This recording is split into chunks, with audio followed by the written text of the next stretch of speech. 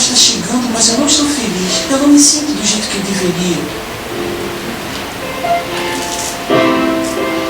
Acho que não consigo entender o Natal.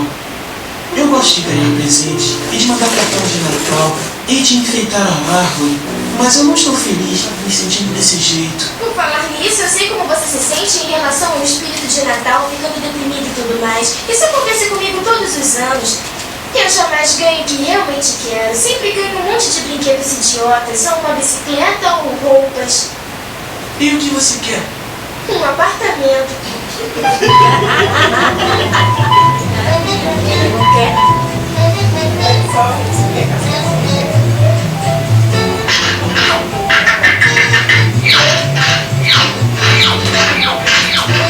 O que está vendo aqui? Que isso? Descubra o verdadeiro significado do Natal. Ganhe dinheiro, dinheiro, dinheiro. Um concurso de decoração natalina na vizinhança super colossal e espetacular. Um concurso de decoração natalina? Oh, não! Decoração de O Natal? meu cachorro virou um mercenário. Eu não aguento. Ah! Eu estava procurando você, meu irmão. Pode, por favor, escrever uma carta para o Papai Noel para mim? Não, eu não tenho muito tempo. Eu fiquei de ir no auditório da escola e dirigir a peça de Natal. Você escreve e eu vou te falar o que eu quero dizer. Tá bom, fala. Querido Papai Noel, como tem andado? Teve um verão agradável? E sua esposa? Fiquei comportada esse ano, por isso mando uma longa lista das coisas que eu quero. Puxa vida. Preste atenção na cor e no tamanho dos presentes e traga o maior número possível. Se a lista for muito complicada, facilite as coisas para o senhor. É só mandar dinheiro. Quero notas de 10 e 20. De 10 e 20? Ah! Até minha irmã! Ah! Tudo que eu quero é o que eu mereço. Quero o que é meu de direito. Não tem ninguém por aqui que saiba explicar o significado do Natal? Claro, Charlie Brown, eu posso te explicar o significado do Natal.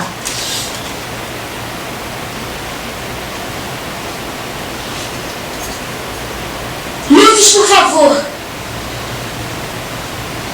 E lá estavam os pastores fazendo companhia uns aos outros naquele campo, vigiando seus rebanhos à noite. Então, um anjo do Senhor desceu sobre eles, e a glória do Senhor brilhou ao redor deles.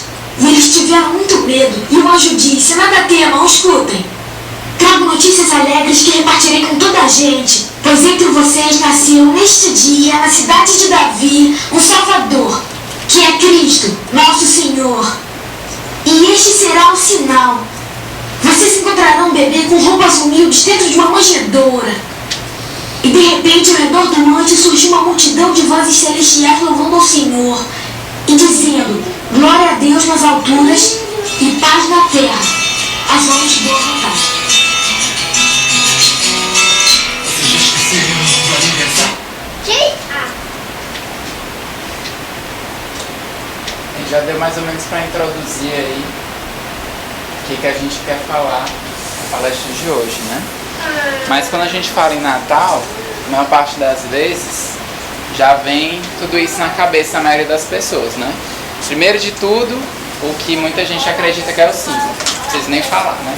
Papai Noel ainda é acompanhado aqui da Coca-Cola. Segundo, decoração de Natal, que os shoppings hoje estão disputando, né? Quem é que tem a decoração mais bonita, porque enfim, além de atrair para a questão das compras, agora até pista de gelo aí tem para o pessoal patinar. Então, mais uma distração do Natal. Depois, ceia, né? Que tem que ser a mais farta possível. Se você não fizer para aparecer a mais farta possível, você tem que ir para a mais top de todas para você sair com o bucho cheio e muitas vezes, infelizmente, com a bebida alcoólica ali presente, né? O amigo secreto de Natal, que até aí tudo bem, uma brincadeira bacana e tudo mais, mas que até aí estão desvirtuando, é amigo da onça, amigo de não sei o que perde o sentido completo. As confraternizações, que muitas vezes são saudáveis e celebram realmente o Natal, como a que a gente vai ter aqui, mas muitas vezes tem celebrações de Natal só tem um nome, né? Porque de sentido e do que realmente representa o Natal não tem nada a ver. E aí, como a Kátia mesmo está falando, só no trabalho dela vão ter 3, né? E aí a gente já sabe o resultado disso. Que está bem aqui. Compras e compras e compras. Né? Porque como você vai pensar, não, esse final de ano eu vou ser caridoso, eu vou doar todas as minhas roupas, vou renovar o guarda-roupa, mas você não vai ficar sem roupa, né? Então você vai comprar aqui vários presentes para você, depois para você, depois para você, e aí depois você vai comprar para amigo, para família, para todo mundo, e haja compra e haja dívida, né? Mas Natal, a palavra Natal vem do latim natale, significa nascimento, daí o termo pré-natal, né, prévio ao nascimento, e é o dia em que se comemora o nascimento de Cristo. Entre você comemorar alguma coisa naquele dia e realmente aquilo que está acontecendo naquele dia, tem uma certa distância. Então, se a gente for buscar o histórico mesmo, a gente não sabe dizer o dia exato em que Jesus nasceu, né? As igrejas orientais, desde o século VI, comemoram a Epifania, que seria a anunciação, a aparição, a revelação daquele que seria o Salvador em 6 de janeiro. Então, não é 25 de dezembro. A gente já conhece essa data como Dia de Reis, né? Mas é o dia que elas celebravam desde então, o Verbo Divino feito homem, aquele que seria Deus na carne, digamos assim. Aí o imperador Aureliano, lá no tempo dos romanos, isso lógico, depois de Cristo, no ano de 274, instituiu, porque até então os romanos ainda possuíam uma religião pagã. O que isso quer dizer? Acreditavam em vários deuses, não tinha só um deus, como a gente acredita, eles tinham vários deuses, e um dos deuses era o Sol. Então, no dia 25 de dezembro, que era o solstício de inverno no calendário juliano, que foi outro imperador, eles comemoravam o Natalis Solis Invicti, tá? Que é a representação, tá? Que era uma festa mitríaca de renascimento do Sol. Então, por incrível que pareça, outras culturas também, aqui é só um exemplo, mas outras culturas também celebravam no dia 25 de dezembro outros deuses. Só que o que acontece? A Igreja Católica foi se fundindo com o Império Romano depois de um tempo, depois disso daqui já.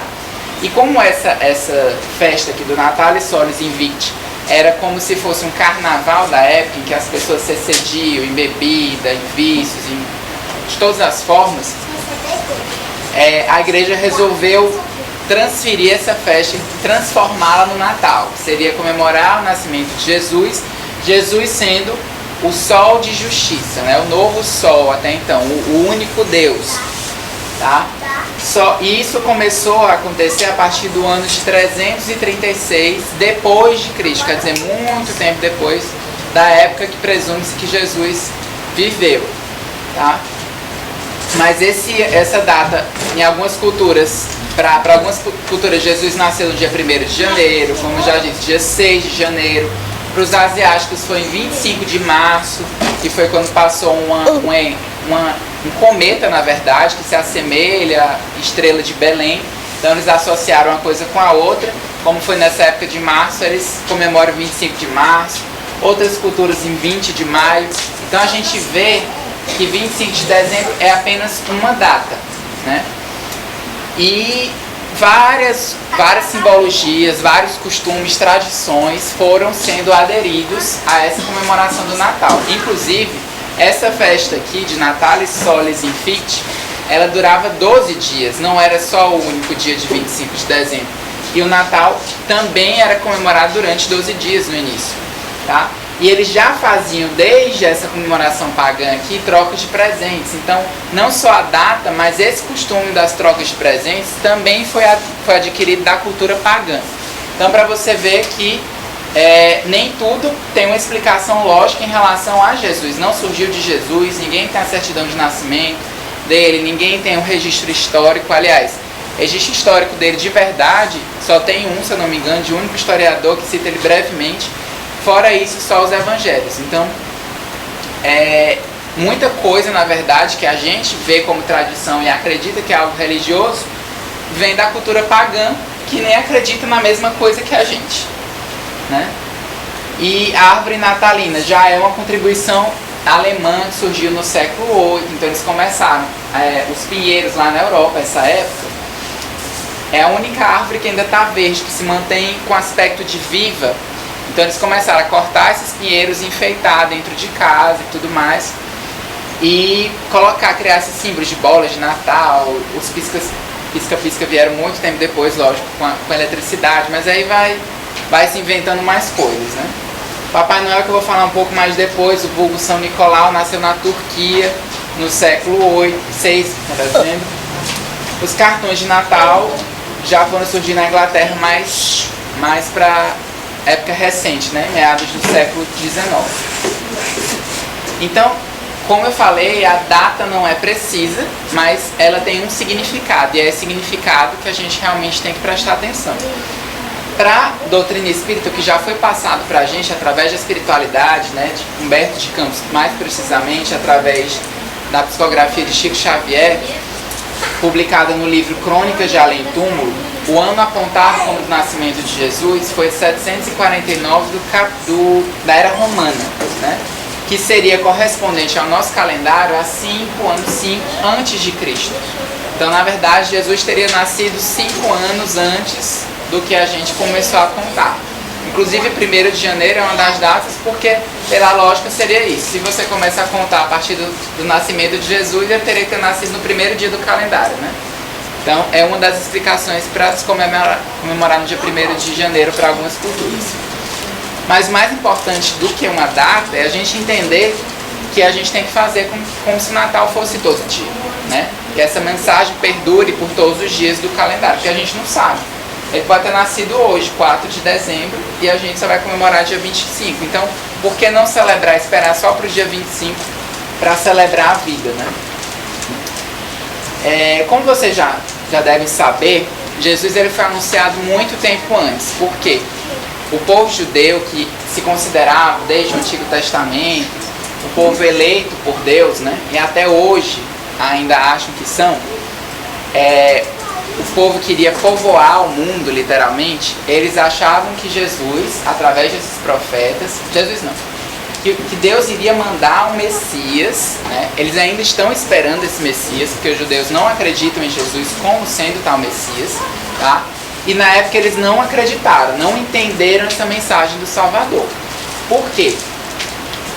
Ficou bem claro, desde os profetas que vieram muito antes de Jesus, que ele seria o arauto, o salvador, aquele que tiraria os pecados do mundo. Vale lembrar que tiraria os pecados do mundo não significa que pelo fato dele ter vindo, ter nascido, vivido e morrido, que basta eu dizer, eu acredito em Jesus e eu estou salvo, não preciso fazer mais nada, tá tudo certo, eu vou morrer, eu vou para o céu. Não é bem assim. O tiraria os pecados do mundo significa apontar o caminho para que a gente siga e a gente consiga nos limpar dos nossos próprios erros, né? No caso, nosso karma. Então, eles não entenderam isso. Se eles não estavam esperando não era nem que tirasse pecado de ninguém, não. Eles queriam mesmo, era um rei, um governador, um líder que vingasse, digamos assim, o povo deles de tudo que eles já tinham sofrido e liderassem esse povo nessa conquista mundial, digamos assim, tá? Então, Jesus já deixou bem claro que ele era um rei, mas é tanto que ele podia ter escolhido vir com um rei, né, para ser rei, porque ele teria mais atenção, ele seria mais respeitado, escutado, e não, a gente sabe que ele escolheu vir numa situação até bem simples, bem humilde, porque o que ele tinha para ensinar era outra coisa. Afinal de contas, ele é um rei, mas não deste mundo, e ele enaltecia a continuidade desta vida, né, deixando bem claro que a morte seria superada, porque realmente ele venceu a morte e nos mostrou que nós todos vamos vencer a morte, porque ela na verdade não existe, a vida é eterna, né? E ele vislumbrava para a gente a expectativa dessa vida futura, né? De que ela seria mais proveitosa, de que as dificuldades materiais da vida seriam diminuídas à medida que a gente fosse progredindo. Então, ele não veio como uma nova luz para salvar só a mim, só a Kátia, só uma pessoa. Ele veio para salvar e transformar, no caso, a humanidade sofredora. Mas a humanidade sofredora achava que o sofrimento dela era outro e queria uma solução outra, né? Por quê? Porque aquela época era de... Se hoje a gente se considera muito materialista, naquela época, então, nem se fala. É tanto que o Espírito Emmanuel, no livro Roteiro, ele nos diz que antes de Cristo, a educação, por exemplo, era muito parca, né? Poucas pessoas tinham acesso à educação, que cativeiro, colocar as pessoas em cativeiro era algo normal, que os pais podiam vender os filhos, ou seja, várias coisas que hoje a gente considera absurdas, né? Eram normais naquela época, coisas extremamente cruéis, más, né? E para as pessoas aquilo era normal. E Jesus, ele foi preparado para vir na era dos sentimentos, na era do amor, para começar literalmente a quebrar essa dureza de coração das pessoas. Se hoje ainda está difícil para a gente, para eles ainda era muito difícil, né? Então, ele veio com essa proposta de dizer, Deus não é esse tirano que até então se pregava, Deus é amor, né? E iluminados pela divina influência, é tanto que os discípulos dele consagraram-se ao serviço dos semelhantes. Então, a caridade começou a ser o foco a partir de então, né? Simão Pedro e os companheiros se dedicavam aos doentes e infortunados, começaram a se instituir casas de socorro para os necessitados e escolas de evangelização para o espírito popular. Então, ele veio, a verdadeira revolução e transformação dele foi nesse sentido. A ideia dele não era criar uma guerra, uma evolução e levar o povo judeu para conquistar o mundo como eles esperavam.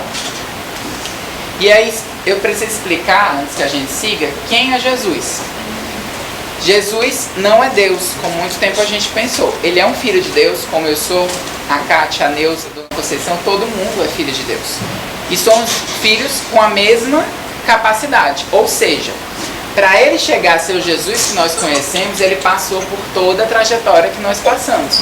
Então, ele já é um espírito muito avançado, mas por quê? Ele já vive há muito tempo e já passou por um aburilamento, por uma evolução há muito tempo, vem passando até o ponto que ele zerou o karma dele, né? Zerou as dívidas dele para com os erros dele no passado, se tornou um espírito superior e ele teve a capacidade de ser chamado para essa missão grandiosa de Deus, que era trazer a mensagem de Deus para a gente.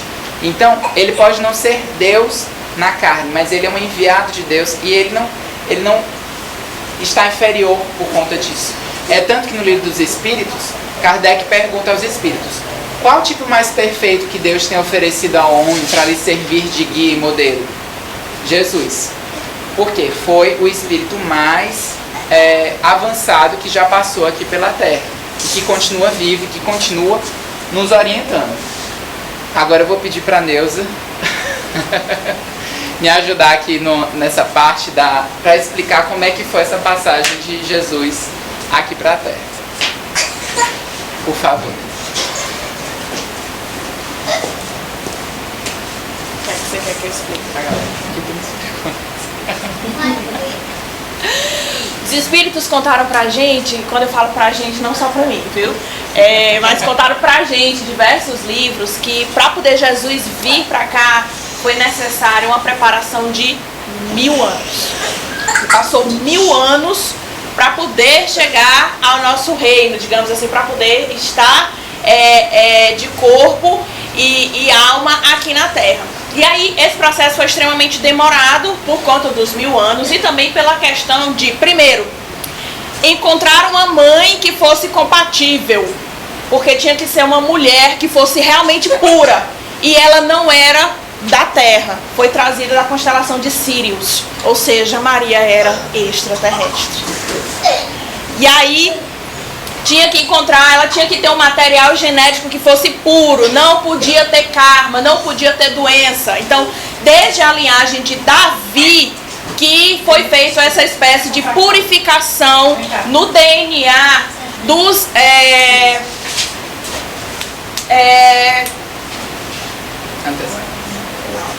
Não, parece outro nome, parecido com esse. Não. E da avião? Ancestrais, os ancestrais. Então, desde Davi foi feita uma seleção kármica entre homens e mulheres para que pudesse os pais de Jesus terem um DNA puro, ou seja, sem doença, sem karma. E aí viram que aqui na Terra não dava para encontrar uma mulher assim. Então fizeram com que Maria reencarnasse, viesse da constelação de Sírius e reencarnasse aqui no planeta para que ela pudesse fornecer esse material genético puro. Quanto a José, passaram 50 anos procurando um homem compatível, ou seja, um homem puro, para que ele pudesse também doar material genético limpo, puro, livre de doenças, para poder haver a concepção do corpo físico de Jesus. Um trabalho muito difícil, tão tal que foram reunidos, existe a chamada reunião dos anciãos, onde eles escolhem aquele espírito que está apto, que pode vir para o planeta para ajudar nesse processo evolutivo. E aí, no catolicismo e em outras religiões, acreditam-se que Maria era realmente virgem quando engravidou de Jesus. E, sendo Jesus, embora ele fosse um espírito superior, mas ele não veio aqui para derrogar, ou seja, para quebrar a lei. É da lei que todo ser que está aqui na terra, ele tenha que nascer via relação sexual. Com Jesus não foi diferente. Hoje a gente existe a fecundação in vitro, existe outros métodos. Terapia genética, muito bem. E que não é exatamente necessário hoje, exatamente a relação sexual, mas na época de Jesus sim era necessário. Então não disseram, isso foi um erro de tradução das antigas escrituras. Na verdade, quando ele se referiu a Maria virgem, queriam dizer que ela era uma mulher digna de ser mãe. Toda mulher que é digna de ser mãe, ela é, na linguagem antiga, virgem. Mas isso não em relação ao corpo. Então, ela sim teve uma relação sexual com José, normal, como eu, como você. Até outros filhos. Exatamente, até porque José já vinha de um casamento, ele era viúvo, e ele já tinha filhos. E com Maria, depois de Jesus, ele teve mais filhos com ela. Então, a nossa concepção de virgindade, de pureza, é totalmente diferente das outras religiões. E ele não viria, Jesus não poderia vir, como ele mesmo disse, eu não vim para destruir a lei, eu vim para cumpri-la. Se ele disse isso, então significa dizer que o método ao qual ele veio a este mundo era de acordo com a lei. Era necessário que fosse via relação sexual. E nesse processo todo, a espiritualidade moveu vários espíritos que o auxiliaram nesse processo. Jesus era auxiliado por mais ou menos 40 espíritos. E ele tinha um anjo guardião também, assim como todos nós. Existe... o Robson Pinheiro lançou recentemente o livro Os Abduzidos.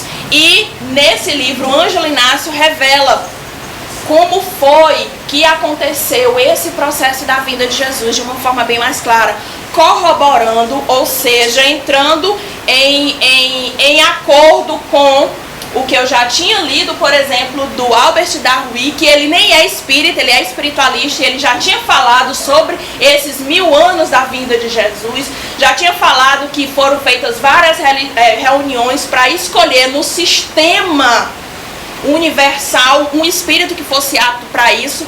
E tem também o espírito Ramatiz, que também há mais de 50 anos já falava sobre essa vinda de Jesus, esses 1000 anos de preparação, essa preocupação para que o material genético dele fosse puro. E aí vocês podem perguntar, Neuza, mas tudo isso para Jesus? Exato. Quanto mais superior é o espírito, mais preparo requer para que ele esteja aqui entre nós.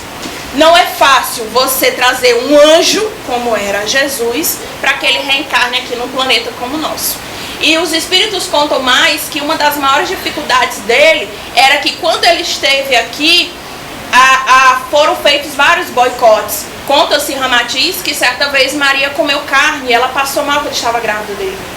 Porque o corpo de Jesus, a superioridade moral dele era tão grande que ele não aceitava, mesmo na barriga da mãe, comer carne. E uma vez que ele comeu, depois quando era criança, ele também passou mal. Então, foram feitos vários, e Maria também, ela foi no plano espiritual, passou por uma cirurgia espiritual para que ela pudesse ter o útero cada vez mais puro para poder recebê-lo. Então, um corpo físico, os espíritos revelam que o corpo físico de Jesus era o mais perfeito que existia. E mesmo assim, dizem que é como se, que a comparação da reencarnação de Jesus aqui é como se fosse colocar um raio do sol dentro de um vaso. Fica difícil colocar tanta luz dentro de um corpo tão frágil. E aí, então, tal que pelas descobertas científicas, dizem que, por exemplo, Jesus suava sangue, que ele tinha calafrios, que às vezes ele delirava, exatamente porque o cérebro dele pensava muito além, e o cérebro físico, a inteligência, era como se ele fosse um gênio, e ficava difícil para o cérebro humano conseguir acompanhar esse processo. Então, por isso que foi só necessário mesmo 33 anos de vida dele, porque o corpo físico dele corria o risco de desintegrar caso ele vivesse por mais tempo. Porque nosso corpo ele é muito impuro para a tamanha grandeza do Cristo. E então tal que ele tinha, os espíritos revelam que ele tinha muita dificuldade em manter o organismo dele funcionando, exatamente porque ele tinha uma atividade cerebral tão grande que os átomos do corpo dele, às vezes, tinham essa dificuldade de acompanhar a evolução espiritual que ele tinha. Todos nós reencarnamos com um corpo que é compatível com as provas e expiações que nós vamos passar aqui. E quando a gente, no caso de um espírito superior, é mais complicado ainda, porque é como se ele mantivesse nessa altura e o corpo físico estivesse bem aqui. E aí, para ele coordenar todo esse processo, é complicado. Às vezes parece até que, quando a gente fala isso, às vezes parece até que, tipo assim, é como se para ele realmente foi um sacrifício muito grande vir aqui. Porque ele, quando ele foi chamado, ele já não tinha mais corpo físico, ele estava acostumado a ser espírito. E de repente você tem que se reacostumar nesse processo, aprender novamente a ter que comer comida e a ter que viver de acordo com o que era na época. Então era muito complicado. O que mais você quer que eu diga? Só isso? Muito obrigado, Neuza. Certas coisas só a didática da Neuza para explicar, por isso eu pedi essa participação especial. Mas isso só prova, gente, acho que ela deixou bem claro quanto Jesus não deixa de ser especial por a gente ter essa mudança no aspecto da forma como a gente olha, né? A missão dele foi a mesma, até muito superior ao que a gente imagina, e com tudo que ela falou, pela grandeza dele, precisava desse preparo muito grande. Então, só relembrando aqui o que ela falou, esse virgem era realmente, se referia de Maria a núbio, né? Que era mulher e idade para se casar. E José, a gente não pode desmerecer o papel dele, porque como pai a gente vê a importância de Jesus vir numa família, né? Como também não podia ser de outra forma, que como a Neuza falou, a única forma da gente vir é através da relação sexual. Mas não adiantaria também ele ter qualquer tipo de pai, qualquer tipo de mãe. Ele precisava de pais e mães preparados para poder, se não ajudar tanto, mas pelo menos não atrapalhar a missão dele. Então José aqui está ensinando um ofício para ele, né? Ensinando o que ele tinha que fazer. E era Jesus, e era um espírito superior que tinha uma missão grandiosa, mas teve um ofício, até considerado simples, humilde, mas trabalhou, fez a parte dele, né? Ele não veio aqui à toa, para ficar à toa, para ser venerado, né? Apenas. E aí, esse detalhe que eu achei interessante do nascimento dele é porque Maria e José moravam em Nazaré. E eles tiveram que, por conta de um recenseamento, se deslocar para Belém com Maria já grávida, para poder Maria dar luz a Jesus lá, que era onde estavam os antepassados de José. Isso simboliza algumas coisas, né? A distância era razoável de uma cidade para outra, mas a diferença de altitude no nível do mar, de Belém para Nazaré, é de 800 metros. Isso nos remete a você voltar para os seus antepassados, José levar em consideração, né, aquilo que ele aprendeu em outras vidas, aquilo que os outros espíritos superiores a ele, anteriores a ele, podiam passar para ele. Do mesmo jeito, Nazaré, por ser plana, simbolizava a razão, e o fato de eles ascenderem para Belém era como se fosse esse caminho que Jesus propõe para a gente, de a gente equilibrar a razão, a emoção, a intuição, para que a gente evolua e seja um ser realmente equilibrado. Então, tudo, na verdade, se a gente for procurar na vida de Jesus, tem uma simbologia, tem um significado e tem um ensinamento. A própria estrela de Belém, né, que disse que foi a que guiou os 3 reis magos até chegar ao local correto do nascimento de Jesus. Significa a espiritualidade que a Neuza citou, que acompanhou Jesus em todo esse processo, porque havia também uma resistência para que Jesus não conseguisse realizar a missão dele. Então ele precisava também de toda uma proteção, de toda uma ajuda. Aqui está simbolizado pela estrela de Belém, que seriam esses espíritos superiores que ajudaram ele. Os próprios presentes que os 3 reis magos ofertaram a Jesus também têm significados. O ouro refere-se à autoridade sobre as coisas materiais, porque Jesus foi um dos poucos espíritos que passou pela Terra que tinha a capacidade de dominar os 4 elementos, né, que são os 4 elementos materiais.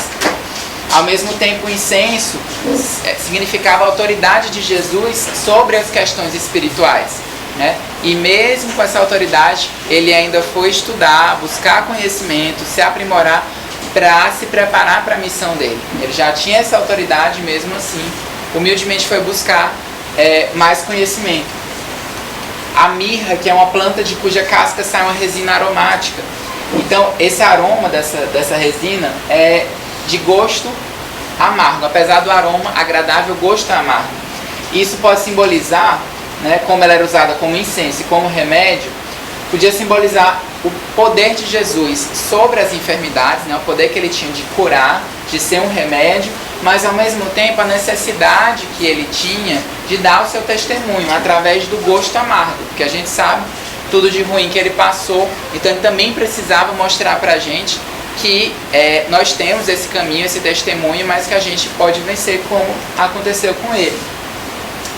E como eu falei, os judeus estavam esperando esse conquistador que ia quase que vingar tudo que eles passaram anteriormente. Mas ele é um conquistador diferente. A história mostrou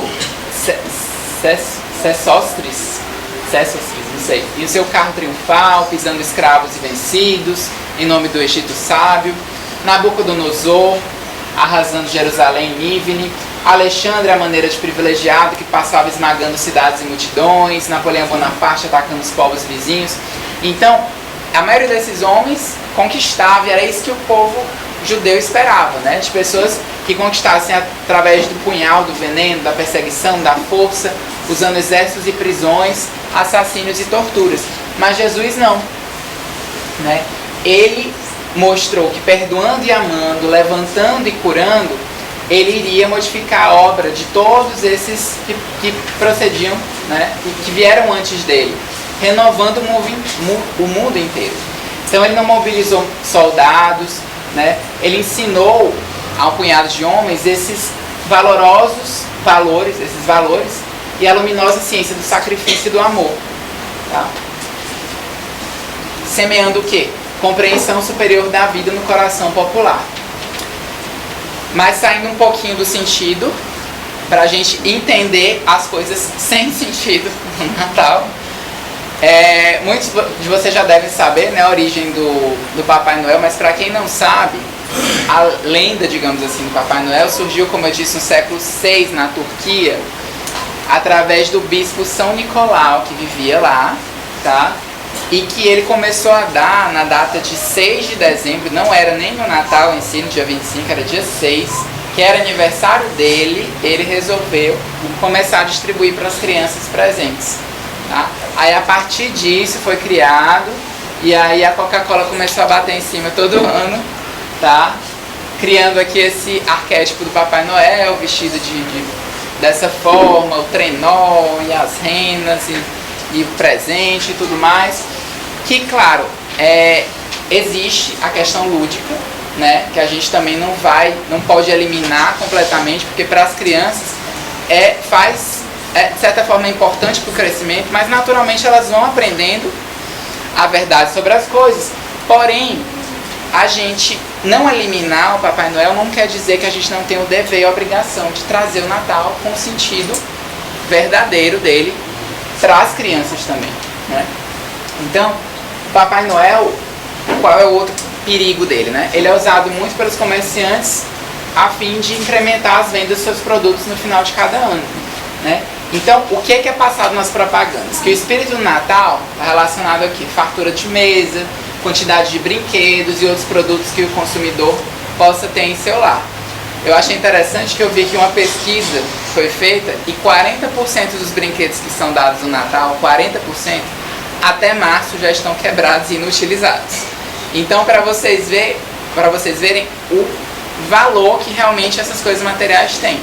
Não é que não seja importante, alimento, esperança, para a criança é importante brincar e tudo mais. Mas eu achei até interessante que eu estava fazendo a palestra e minha sobrinha de 7 anos só me rondando e olhando e perguntando o que era, não sei o que era, chegou para mim: tio, o que você quer de Natal, de presente? Aí eu falei: eu quero paz, justamente para ver o que ela ia falar, né? Aí ela ficou, fez uma cara de estranheza, e aí, mas tá, paz e qual outra coisa que tu quer?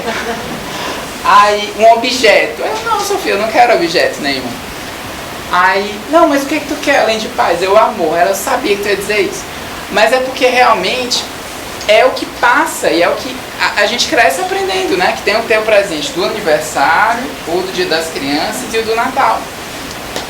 E qual a obrigação que os pais têm que dar? Não tem, a gente tem que ensinar que existem outros valores, que existem outras coisas que são muito mais importantes, né? E eu não falei isso apenas para testar, realmente eu prefiro paz do que qualquer outra coisa nesse Natal, né? Então a gente já tem esses reflexos condicionados, repetição, intensidade e clareza dos estímulos de compra, dando-nos a entender, enganando a gente mesmo, que a gente está comprando, que a gente está renascendo, que a gente renovando ali o guarda-roupa, tirando as roupas velhas e botando novas, que a gente está renascendo em Jesus. Será que a gente trabalhar só o material, só o externo, isso realmente é um renascimento? Né? Então, se a gente não prestar atenção, vamos cair nessa armadilha do consumismo exacerbado. Eu não estou condenando, não é essa a ideia de dizer que você não pode dar presente, você não pode comprar uma roupa nova, nada disso. É exacerbado, né?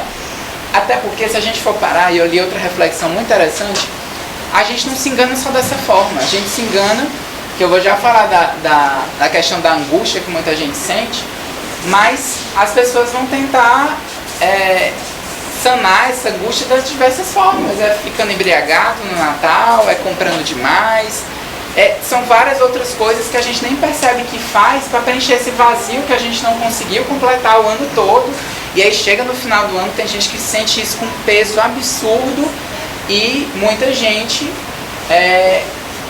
faz escolhas muito erradas, né, por conta disso. Então, o que é o verdadeiro espírito do Natal? É justamente reviver os ensinos de Cristo em cada uma das nossas ações.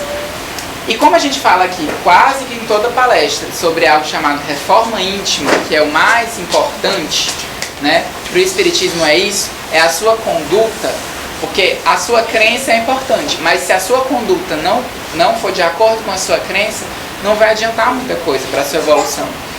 Então, a gente tem que viver esse Natal literalmente todo dia, por mais clichê que seja.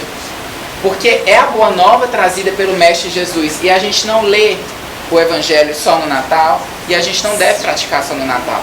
Até porque Jesus não viveu só no Natal. É comemoração do dia que ele nasceu. E todos os outros anos que ele viveu, e tudo o resto que ele fez. Ele esperava só o aniversário dele para fazer algo de bom?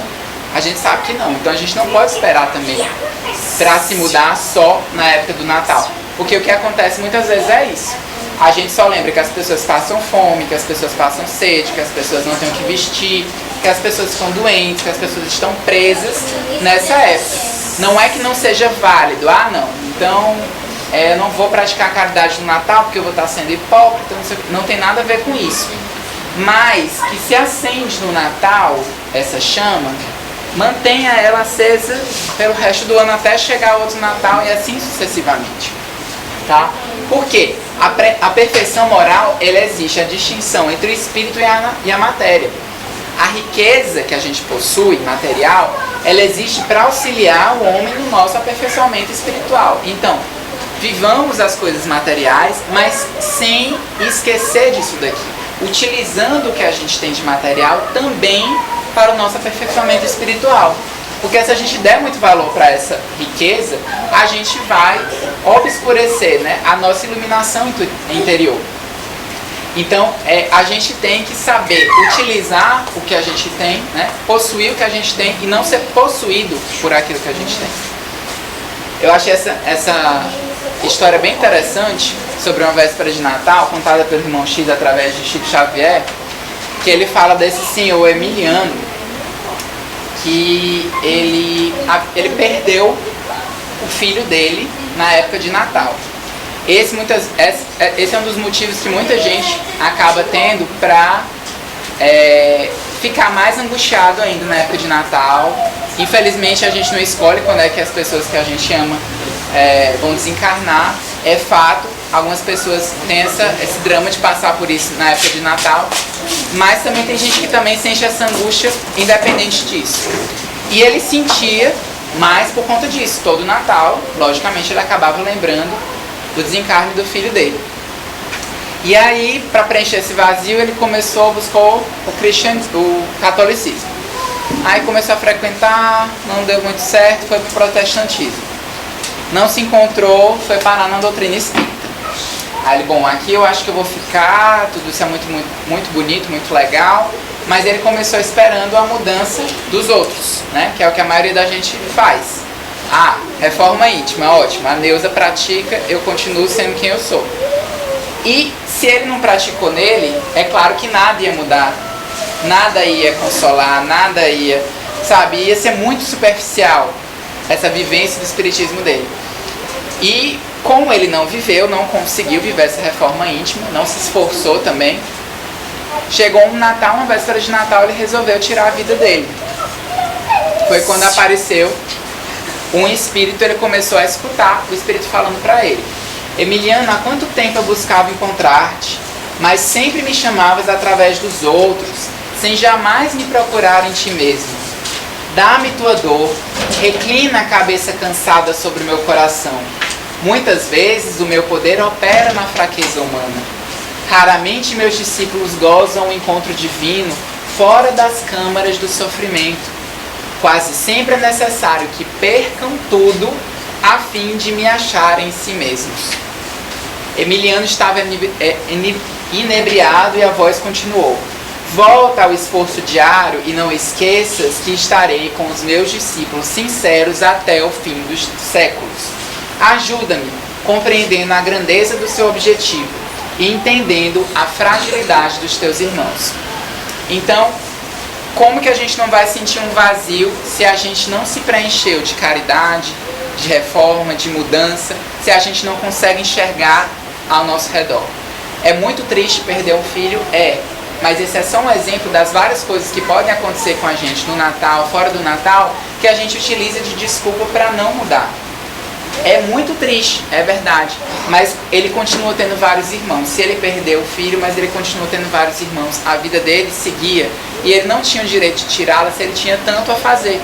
E principalmente porque o Espírito deixou bem claro para ele que ele também estava sendo ajudado o tempo inteiro. Então a gente recebe ajuda, nem percebe, reclama da vida e ainda deixa de realizar o que a gente tem para realizar. Então que essa angústia de Natal desapareça da vida da gente, porque por pior que tenha sido o ano, por pior que sejam as perspectivas e tudo mais, se a gente for parar para olhar, a gente não está sozinho, a gente não está desolado. Existe sempre... Deus está por nós, né, nos ajudando sempre. E a gente tem muito o que fazer. E essa outra reflexão também achei muito interessante, porque eu não tinha parado, já estou há quase 4 anos na doutrina, e eu não tinha parado para pensar nisso aqui. A gente pensa muitas vezes, sim, nos irmãos que estão aqui encarnados, que estão sofrendo, que estão doentes, passando fome e tudo mais. Mas e os companheiros que estão nas zonas umbralinas do Natal? Né? Como será que eles se sentem? Que zonas umbralinas são essas? Seria o que a gente está acostumado, parecido ao que a gente entende como purgatório, né? Onde aqueles espíritos estão sofrendo por conta das coisas mal resolvidas daqui, né? Então a espiritualidade nos diz, através de Chico Xavier, que muitos espíritos nem sabem, né, que essa data a comemoração está acontecendo. Então eles estão lá, muitos nem sabem que está próximo do Natal, outros que estão numa situação um pouco melhor, já se sentem extremamente tristes, parecido com essa angústia que eu falei daqui, por estarem afastados dos nossos familiares, dos seus familiares. Então, do mesmo jeito que a gente muitas vezes está aqui se lamentando porque perdeu um ente querido, eles estão lá da mesma forma, né? Outros ainda vivem refletindo e lamentando, também parecido com o que a gente faz aqui, as oportunidades perdidas, sofrendo a dor da saudade da separação, em razão de quê? De algo que a gente encarnado também tem: resistência e rebeldia em não aceitar o processo de mudança e transformação no caminho do bem. Então, por que é importante a gente começar a trabalhar para eliminar essa angústia a partir de agora? A gente elimina só criando uma alegria fantasiosa, superficial? Não. A gente elimina mudando, né? Mudando o ano inteiro, que é para chegar no Natal, a gente não ter esses remorsos, essas dúvidas se a gente realmente fez algo de bom ou se não fez, e para não chegar lá do outro lado da vida e tá numa zona umbralina da vida, pensando esse tipo de coisa, continuar sofrendo com isso, porque a vida vai continuar, o Natal vai continuar lá, para vocês verem, também tem Natal lá, e também existe esse tipo de angústia. Então que a gente se trabalhe para não chegar a esse ponto também do outro lado da vida. O Espiritismo como revivência do cristianismo. Então, de acordo com os princípios doutrinários do Espiritismo, Jesus foi quem? O personificador da segunda revelação da lei de Deus, porque a primeira foi através de Moisés com os 10 mandamentos, né? Só que Moisés, ele misturou a lei humana, que as pessoas estavam acostumadas, do olho por olho, dente por dente, né? A lei do amor e do perdão. Jesus veio para corrigir aquilo que estava errado nesse ensino de Moisés e transformar, né, em lei do amor e perdão definitivamente. Então a sua pregação da Boa Nova vem ensinar para a gente a questão da causa e efeito da justiça divina, quer seja nesta ou em outra vida, ou seja, a vida futura. E Kardec, através da ajuda dos espíritos superiores, continuou essa grande obra. Então, para os espíritas, a festa do Natal, ela significa o quê? Que a gente deve lembrar de comemorar o nascimento da doutrina espírita também, né, além do nascimento de Cristo, entendida como essa terceira revelação, né, que é um novo marco no desenvolvimento espiritual da humanidade, em que todos os problemas, dúvidas e dores serão explicados à luz da razão e do bom senso. Então, dessa forma a gente entende que a lei da reencarnação é um dos princípios fundamentais para o perfeito entendimento do sofrimento e da dor, e que se a gente opta pelo bem, nós teremos uma vida futura feliz. Se a gente escolhe o mal, nós teremos que sofrer essas consequências no sentido de nos adaptarmos a esse progresso. A gente pode passar por essas consequências, mas a boa notícia é que a gente sempre vai ter uma nova chance, né? Só depende da gente andar mais rápido na nossa evolução. Então, antes de finalizar, eu vou mostrar aqui um vídeo rapidinho.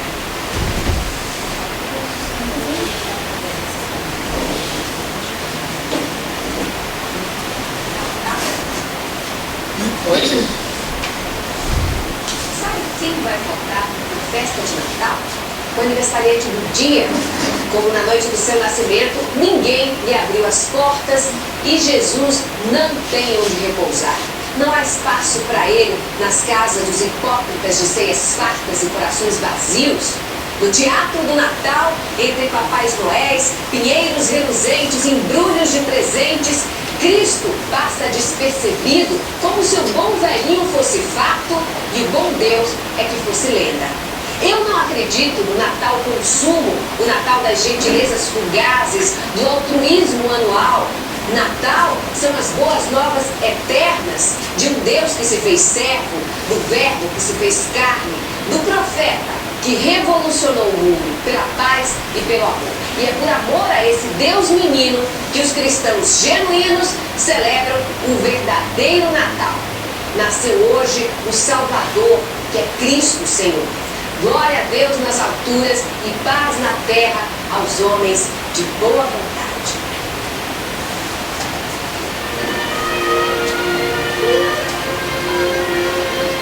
Castanho de Natal.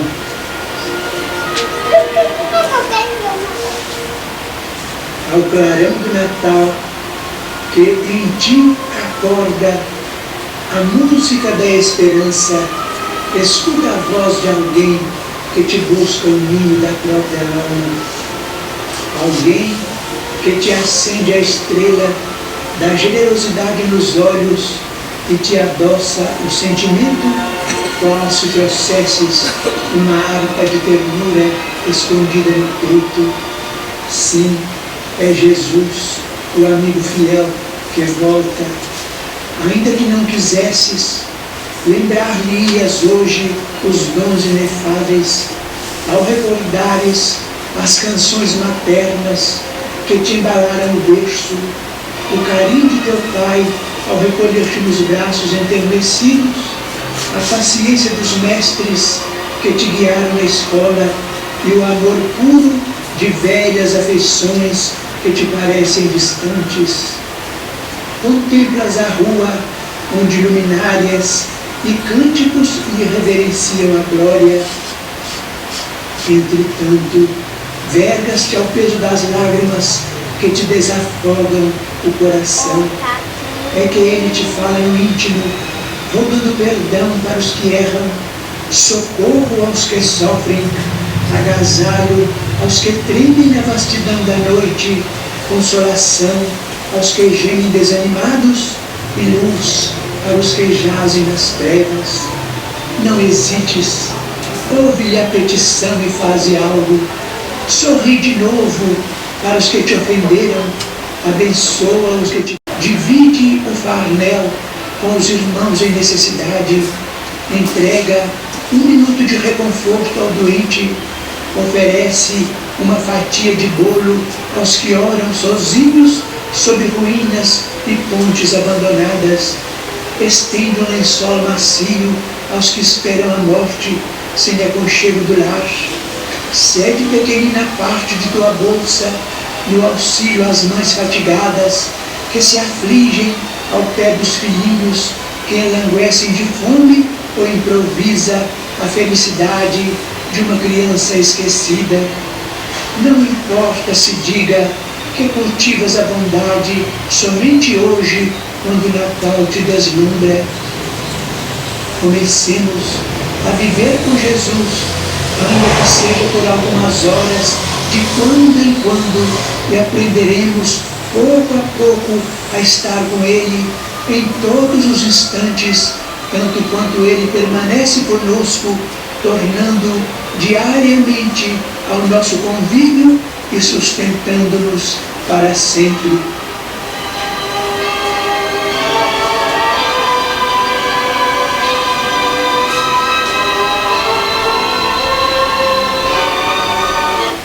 Uma última mensagem: vamos levar o Natal para as nossas casas. Quando a gente vai lá na ceia, a gente perceber aquela ceia vai ser um simples jantar que a gente pode fazer todo dia. A gente pega, né, que seja a Bíblia, o Evangelho, alguma passagem sobre Jesus, sobre o nascimento. Vamos sentar todo mundo, por mais que ele esteja uma resistênciazinha da família, porque eu já passei por isso, sei como é, mas que a gente faça. Por mais resistente que fique no começo, mas eles vão entender que o Natal é isso. Então que a gente saia daqui vivendo e levando essa mensagem para os outros. Desde já, Feliz Natal para você.